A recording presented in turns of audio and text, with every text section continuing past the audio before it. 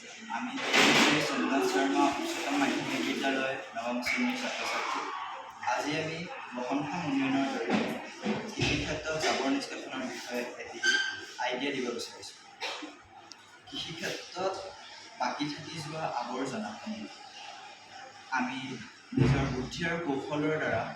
কেনেদৰে নিজৰ ব্যৱহাৰ উপযোগী কৰি তুলিব পাৰি সেই বিষয়ে নমুনাটিত সন্নিৱিষ্ট কৰা হৈছে। কৃষি চপোৱাৰ পাছত যিবোৰ আৱৰ্জনা ৰৈ যায় সেইবোৰ আৱৰ্জনা আমি পেলাই নিদি বা জ্বলাই নিদি সেইবোৰ যদি আমি গোটাই লৈ আনি সৰু সৰু টুকুৰা কাৰখানাত পানীৰ সৈতে সংমিশ্ৰণ অৰ্থাৎ জলবিয়োজন পদ্ধতি কৰা হয় আৰু সেই জলবিয়োজন পদ্ধতি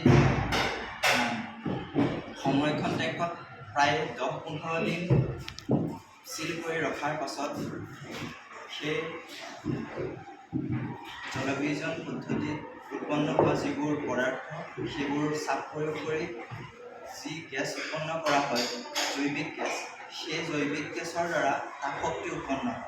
আৰু সেই তাপ শক্তিৰ দ্বাৰা যান্ত্ৰিক শক্তি উৎপন্ন হয় আৰু সেই যান্ত্ৰিক শক্তিৰ দ্বাৰা জেনেৰেটৰ